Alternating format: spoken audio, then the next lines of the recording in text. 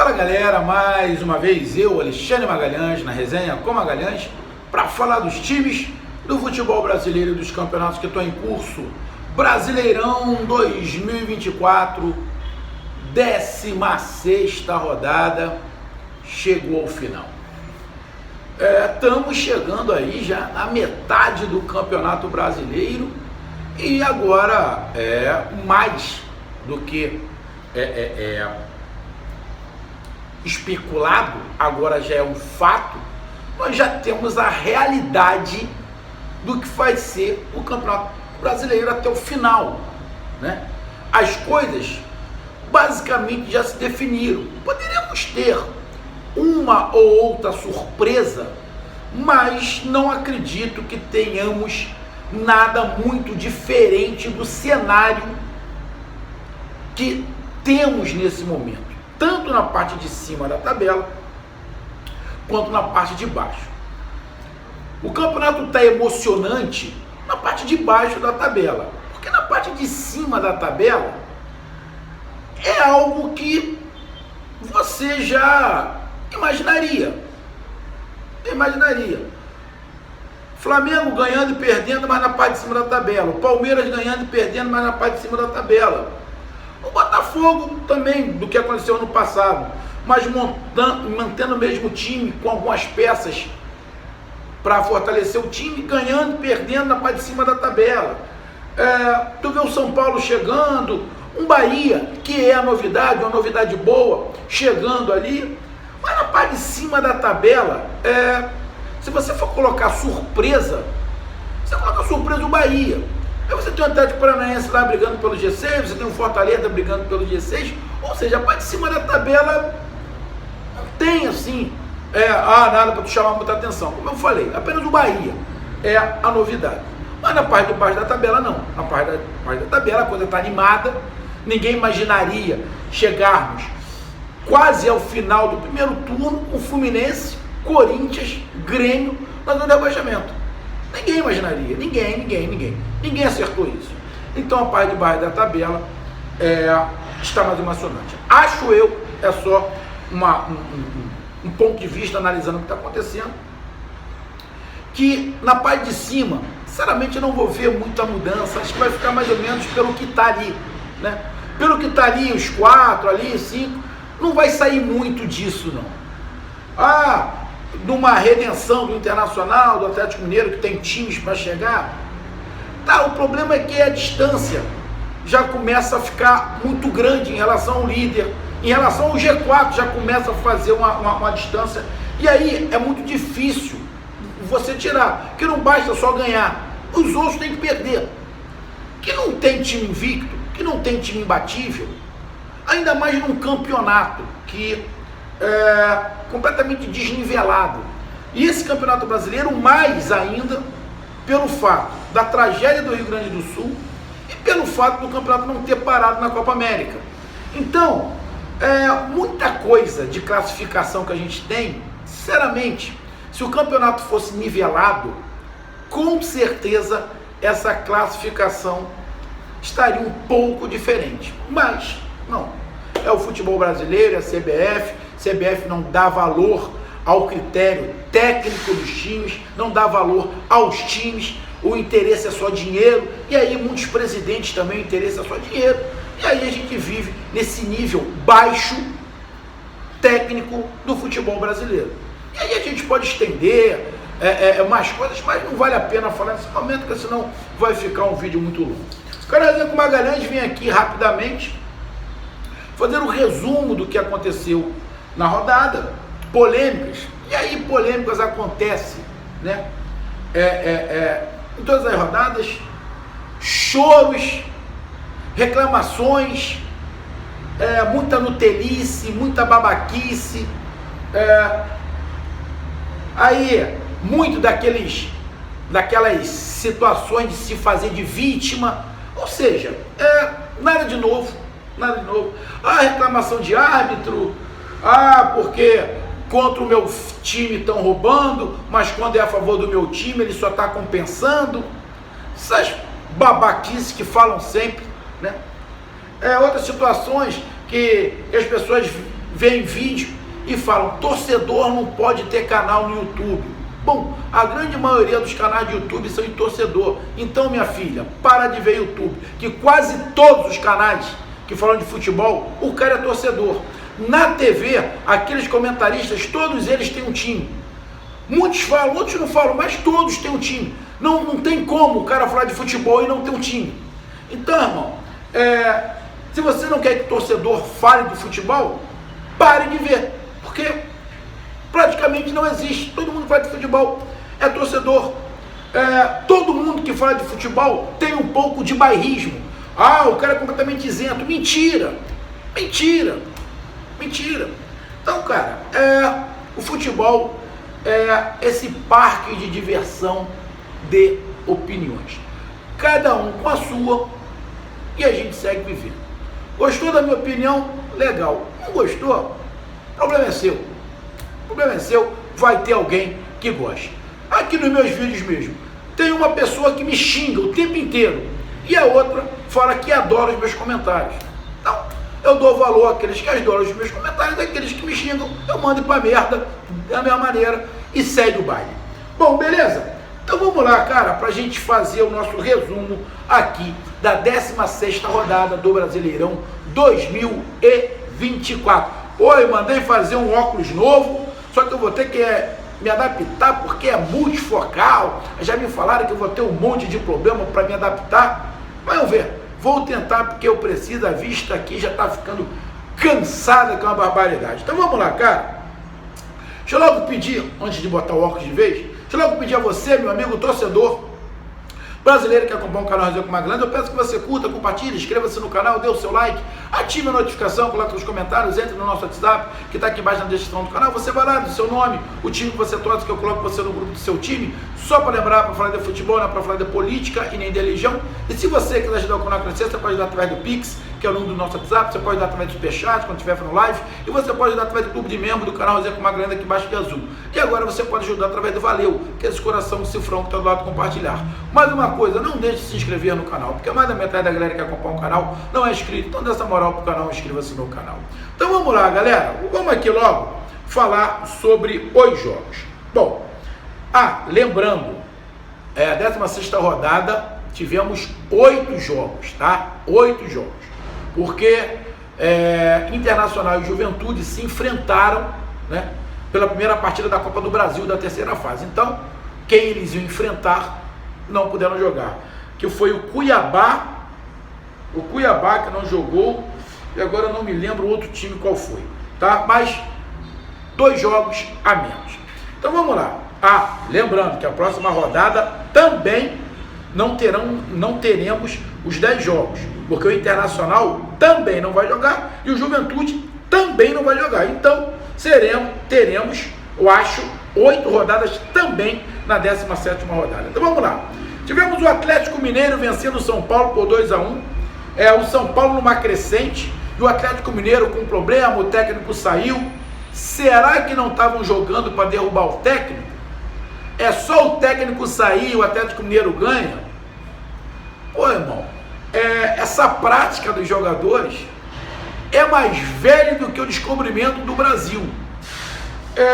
E aí, quando o jogador faz isso com o treinador, é a minha pergunta: você, torcedor, vai continuar confiando nesses jogadores? Magalhães, mas se eles fizeram isso, o treinador caiu e eles ganharam, é porque eles estavam certos. Cuidado, não necessariamente. Mas o Galo jogou contra o São Paulo e venceu por 2-1. Estava precisando de uma vitória para poder começar a subir na tabela, porque a água já estava começando a bater no pescoço, né? E o São Paulo, que tinha chegado ali no G4, cara, o campeonato é assim mesmo. Ganha aqui, perde ali, ganha 2, 3, 4, depois perde uma. Não vejo nada demais. O São Paulo jogou contra o gigante, o Atlético Mineiro perdeu. Continua na briga. O que não pode é a torcida do São Paulo, porque perdeu, achar que tá tudo uma merda, igual as torcidas Nutelas que tem por aí. Irmão, o Campeonato Brasileiro só termina na 38ª rodada. Tem muito time aí que ganha, e quando acaba o campeonato, ele está atrás do time que ele ganhou. Ele ganhou, mas está brigando contra o rebaixamento. Ah lá, ganhei do seu time, seu otário. Aí no final do campeonato, o time que ele ganhou tá na Libertadores e o outro lá na 10ª para baixo, brigando contra o rebaixamento. O campeonato não é mata-mata. O campeonato é de pontos corridos. Então, a galera tem que entender isso e parar de achar que uma vitória conquistou o campeonato. O campeonato é de 38 rodadas, irmão. Então, menos. Vou dar uma olhada aqui rapidinho, só para ver a estatística. Aqui, ó. Estatística. Posse de bola, o Galo teve mais. Tentativa de chutes a gol, o Galo teve mais. Chutes a gol teve mais. Ou seja, deixa eu ver aqui. Ataques. Bom,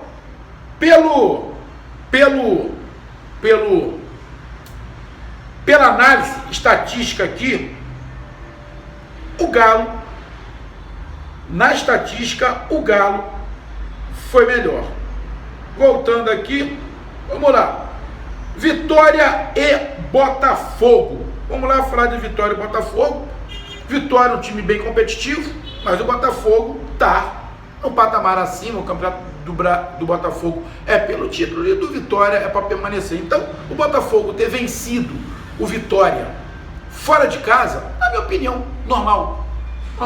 Não vejo nada demais. Aí a gente pega aqui a estatística rápida, só para dar uma olhada como foi. Você pega aí, posse de bola mais do Botafogo, chutes a gol mais do Botafogo, chutes para fora mais do Botafogo.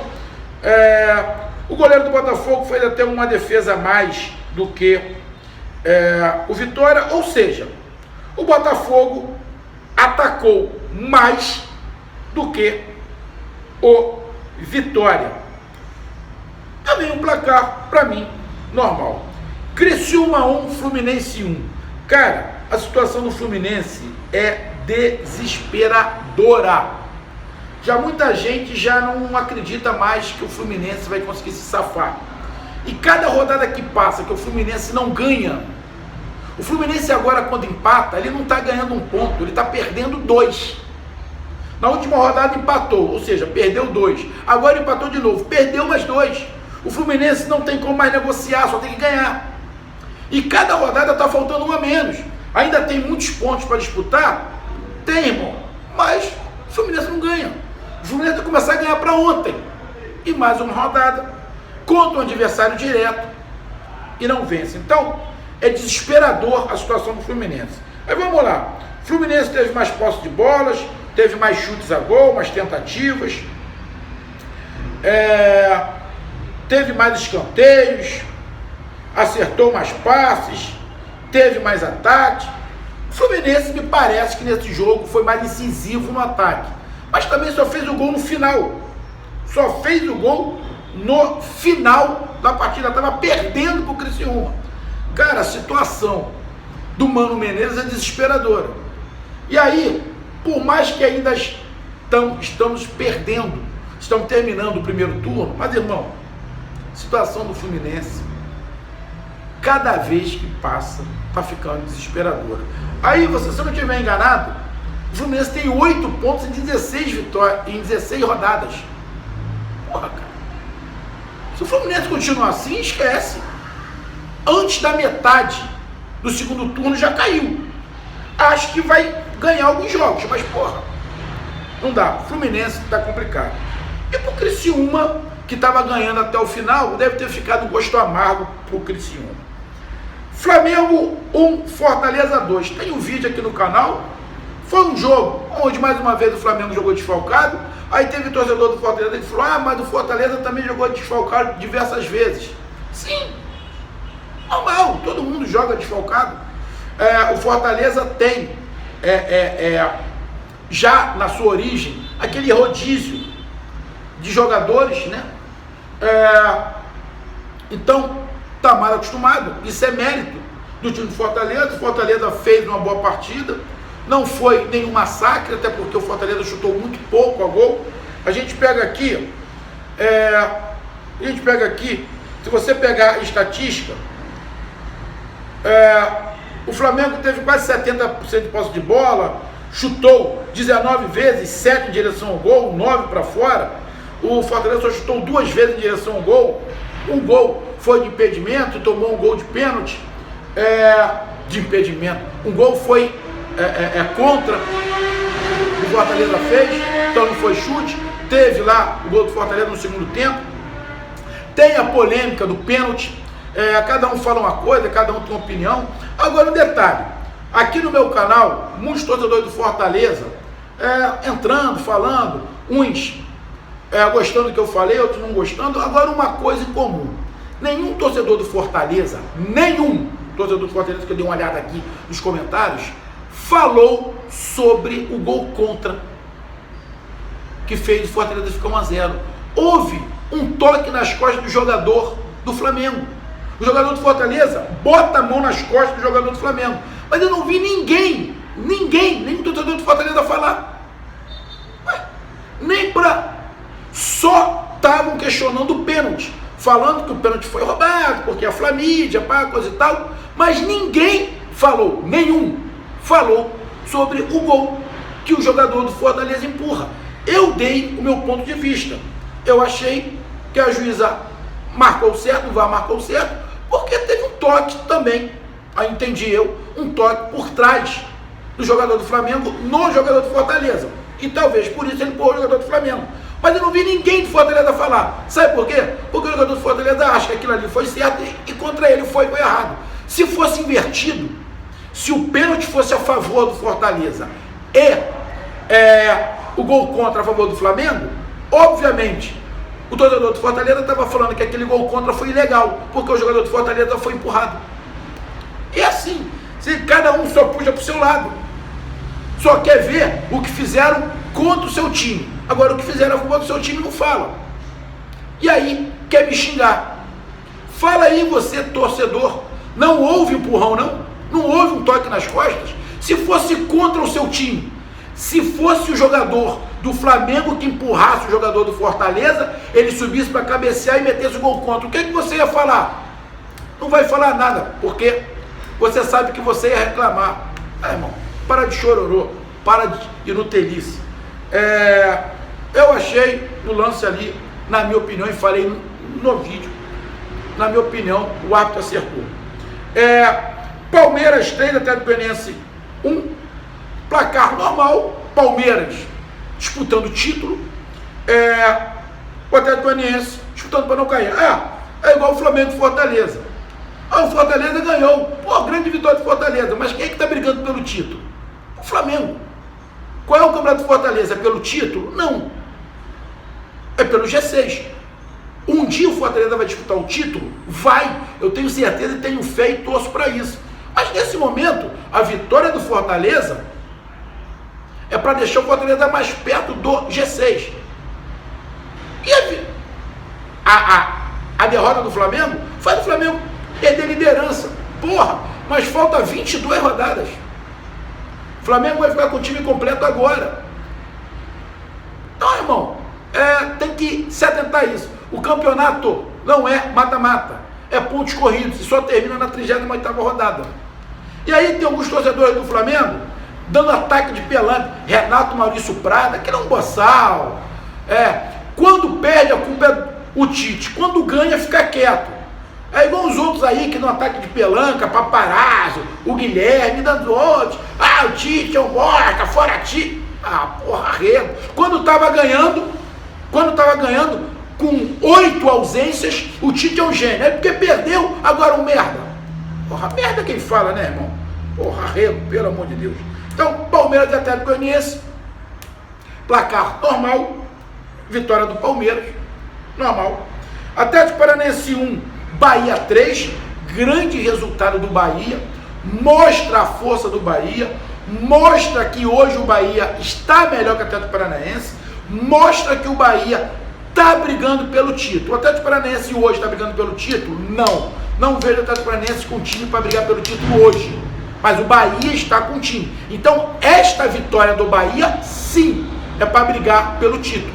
Então, o Bahia, hoje, não é o líder, é o quarto colocado, mas está ali colado com o líder. O que importa não é na 16ª rodada ser o líder. O que importa é nas últimas rodadas onde você vai estar. E de vez em quando, tipo o Bahia. O Bahia perdeu alguns jogos? Perdeu. Mas não necessariamente os times que ganharam do Bahia vão estar disputando o título. No caso do Flamengo que ganhou, vai estar disputando o título. Mas outros times que talvez ganhem do Bahia, não vão estar disputando com o rebaixamento. Aí vão curtir com o time do Bahia. Ah, ganhamos de vocês. Pô, legal, mas o meu time está disputando o título e o seu lá embaixo. Aí a galera, aí tem que comemorar as vitórias. Porque comemorar o campeonato não tem como. Tem que viver de momentos. E aí quem pensa grande, não pensa num jogo, pensa no macro, pensa no campeonato. Essa é a diferença de pensamento de time grande, médio e pequeno. Vasco da Gama 2, Corinthians 0, Vasco da Gama apresentando aí Coutinho, o Vasco da Gama subindo na tabela, mas continuo falando, o time do Vasco é limitadíssimo. O time do Vasco está vivendo um bom momento. Então some pontos, porque o time é limitado. O time do Vasco que tem hoje é do meio da tabela para baixo. É do meio da tabela para baixo. Não se iludam. Não se iludam. Mas está pegando adversários mais fracos e está ganhando. Nesse caso, o Corinthians. O Corinthians está igual o Fluminense, não tem nada, é terra arrasada. Terra arrasada. Só que o Corinthians olha para trás e ainda vê o Atlético Goianiense e o Fluminense. Ainda consegue ter times piores do que o Corinthians. E o Vasco da Gama, bem organizado, com muita vontade, foi lá e ganhou, placar justo. E para terminar, o Grêmio 0, Cruzeiro. Grêmio 0, Cruzeiro 2. O Grêmio vive uma situação igual a de Corinthians, Fluminense, Atlético Goianiense. Desesperador. Hoje, se você perguntar para qualquer um quem é que vai cair, tu vai falar os 4. Corinthians, Grêmio, Fluminense, Atlético Goianiense. Agora o Atlético Goianiense você ainda entende. Agora, Corinthians, Grêmio e Fluminense, você realmente toma um susto. É por isso que a parte de baixo está mais animada do que a parte de cima. E para terminar, vamos aqui na classificação. O Botafogo assume a liderança com 33 pontos. O Palmeiras é o segundo colocado também com 33 pontos. A diferença do Botafogo pro Palmeiras é nos gols pró, que o Botafogo tem 27 e o Palmeiras tem 25. O Flamengo cai para a terceira colocação com 31 pontos. O Bahia é o quarto com 30.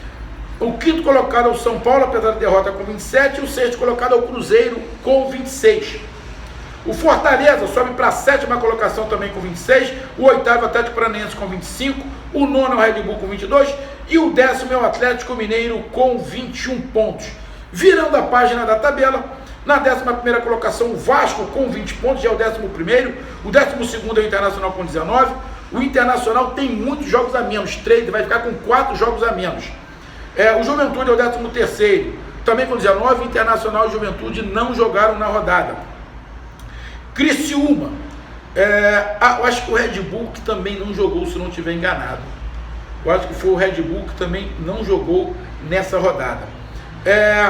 Criciúma é o 14º com 17, o 15º é o Vitória com 15, o 16º é o Cuiabá com 14, e na zona de abaixamento, o 17º o Corinthians com 12, 18º o Grêmio com 11, 19º o Atlético Goianiense com 11, e o Fluminense na última colocação com 8 pontos.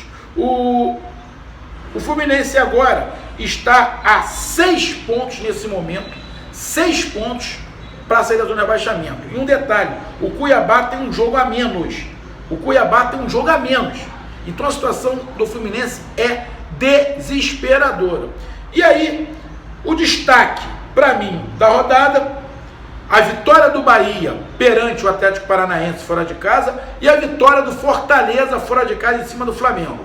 E o destaque da classificação. Bom, o destaque da classificação ali na parte de cima mudou muito pouco. O Botafogo agora assume, daqui a pouco é o Palmeiras, do Flamengo. Então na parte de cima eu não vejo assim um destaque. Vamos colocar aqui como destaque o Vasco, que se afastou definitivamente da zona de classificação, da zona de rebaixamento, e a gente coloca ali o Fortaleza, que encostou no pelotão do G6. Então, o Vasco, que se afastou do Z4, e o Fortaleza, que encostou no G6.